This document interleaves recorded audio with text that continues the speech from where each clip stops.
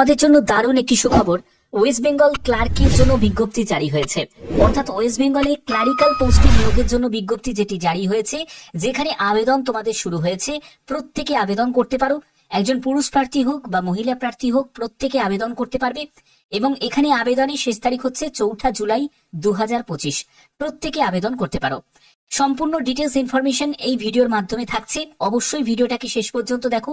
খুবই গুরুত্বপূর্ণ একটি আপডেট তোমাদের কাছে দিতে চলেছি। তো চলো মূল পিডিএফ এ চলে যাচ্ছি, কিন্তু তার আগে যেহেতু আমি জিকে প্রোগ্রাম শুরু করেছি, প্রত্যেক ভিডিওতে একটি করে জিকে প্রশ্ন থাকবে। তো আজকের জিকে প্রশ্ন, কার রাজত্বকালে নালন্দা বিশ্ববিদ্যালয় নির্মিত হয়? কার রাজত্বকালে নালন্দা বিশ্ববিদ্যালয় নির্মিত হয়? Option A Chandragupta 1, option B Kumaragupta 1, option C Samudragupta, option D Skandagupta. এর সঠিক উত্তর অবশ্যই তোমরা প্রত্যেকে কমেন্টে জানাবে। ঠিক আছে, তো চলো মূল পিডিএফ এ চলে যাচ্ছি।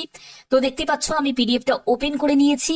সম্পূর্ণ তোমাদের পশ্চিমবঙ্গের মধ্যেই তোমাদের পোস্টিং হবে, এবং যে পোস্টে তোমাদের নিয়োগ করা হচ্ছে সেটা হলো ক্লারিক্যাল পোস্টে তোমাদের নিয়োগ করা হচ্ছে। তো তোমাদের কোথায় নিয়োগ হচ্ছে সেটা হলো S N Bose national centre for basic সায়েন্সে, কলকাতা। দেখতেই পাচ্ছ যে পোস্টে নিয়োগ করা হচ্ছে, অ্যাকাউন্টস ক্লার্ক পোস্টে নিয়োগ করা হচ্ছে। এখানে তোমাদের আবেদন করতে গেলে কি কি ক্রাইটেরিয়া ফুলফিল করতে হবে আমি সেই ব্যাপারেও চলে যাচ্ছি।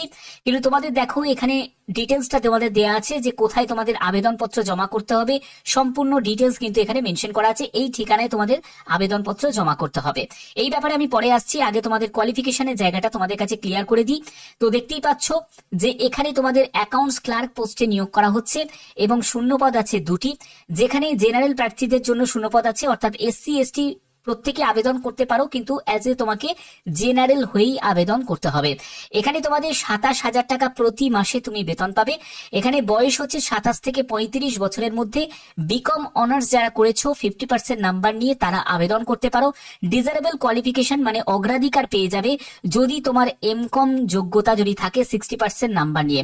বাট এটা কিন্তু ম্যান্ডেটারি নয়, ম্যান্ডেটারি সেটা হলো এটাই। ঠিক আছে, এবং তোমাদের এসেন্সিয়াল এক্সপিরিয়েন্স হিসাবে 5 বছরের অভিজ্ঞতার কথা বলা হচ্ছে।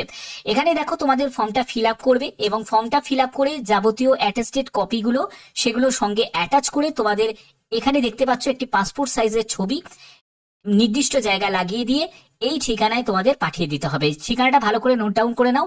Registrar S N Bose national centre for basic science, তারপরে হচ্ছে block J D sector 3 Salt Lake Kolkata 7,01,06। তো এই যে ঠিকানাটা তোমরা দেখতে পাচ্ছ, এই ঠিকানায় তোমাদের 4 জুলাই 2025 মধ্যে তোমাকে পাঠাতে হবে। এবং অবশ্যই তোমরা খামের ওপর লিখবে application for the post of accounts clerk. এই পোস্টে তোমাদের নিয়োগ করা হচ্ছে। এখানে তোমাদের ইনকমপ্লিট অ্যাপ্লিকেশন হলে সেই আবেদন কিন্তু রিজেক্ট হয়ে যাবে। এছাড়া তোমরা এই লিঙ্ক থেকেও তোমরা যে ফর্মটা তোমরা ডাউনলোড করে নিতে পারবে, নোটিফিকেশনটাও তোমরা ডাউনলোড করে নিতে পারবে। এখানে তোমরা দেখতে পাচ্ছ যে এই যে ফর্মটা, এই ফর্মটা তোমরা কিভাবে ফিল আপ করবে। দেখো প্রথমে তোমাদের যে পোস্টে তুমি আবেদন করছো সেই পোস্টের নাম মানে অ্যাকাউন্টস ক্লার্ক পোস্টার নাম লিখতে হবে। যে আবেদন করছো তার নাম এখানে দেখবে, তারপরে অ্যাড্রেসের সম্পূর্ণ ডিটেলস লিখবে, টেলিফোন নাম্বার, মেল আইডি অবশ্যই লাগবে। তারপরে পার্মানেন্ট অ্যাড্রেস আর কমিউনিকেশন অ্যাড্রেস দুটোই যদি সেম হয়ে থাকে তাহলে এখানে ডু বলে লিখে দিতে পারো। ওকে, তারপরে ডেট অফ বার্থ দেবে। তারপরে প্রেজেন্ট পোস্ট মানে তুমি বর্তমানে যদি কোনো পোস্টে যদি কাজ করো তাহলে সেই পোস্টের নামটা তোমাকে উল্লেখ করতে হবে।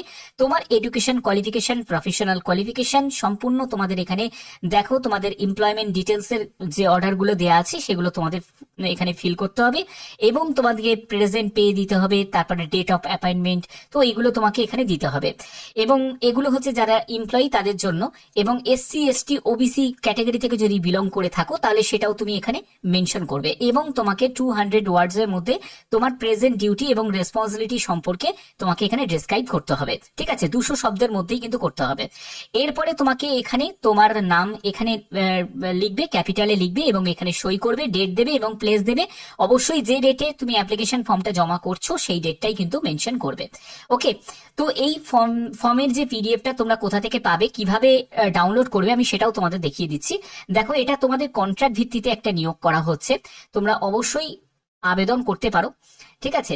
এবার দেখো তোমরা কিভাবে ফর্মটা ডাউনলোড করবে। ফর্মটা ডাউনলোড করার জন্য তোমাদের এই যে তোমরা দেখতে পাচ্ছ আমি হোম পেজে চলে এসেছি, এখান থেকে জাস্ট স্ক্রল করে নিচের দিকে নামবে, এখান থেকেই তোমরা জব বলে যে একটা অপশন তোমরা দেখতে পাচ্ছ, এই যে জবস বলে, এইখান থেকেই তোমরা এই নোটিফিকেশনটা তোমরা ডাউনলোড করে নিতে পারবে। দেখো এখান থেকে তোমাদের অ্যাডভার্টাইজমেন্ট বলে যে আছে এই অপশনে যখনই তুমি ক্লিক করবে তুমি এই নোটিফিকেশনটা ডাউনলোড করে নিতে পারবে। ঠিক আছে, হয়তো তোমাদের এটা পার্মানেন্ট ভাবে না হলেও তোমাদের টেম্পোরারি ভাবে নিয়োগ হচ্ছে, কিন্তু তোমাদের এক্সটেন্ড করতে পারে। ঠিক আছে, এবং সেটা যেহেতু এখানে কোনো মেনশন করা নেই যে কত বছরের জন্য নিয়োগ করা হচ্ছে, তো অবভিয়াসলি তোমরা প্রত্যেকে আবেদন করতে পারো এবং খুব ভালো একটা সুযোগ।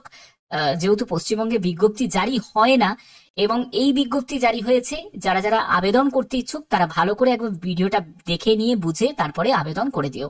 বাদ বাকি যে কোনো আপডেটের জন্য অবশ্যই চ্যানেলটাকে সাবস্ক্রাইব করে রাখবে, বেল আইকনটাকে অল করে রাখবে। এখনের মতো এটুকুই, টাটা।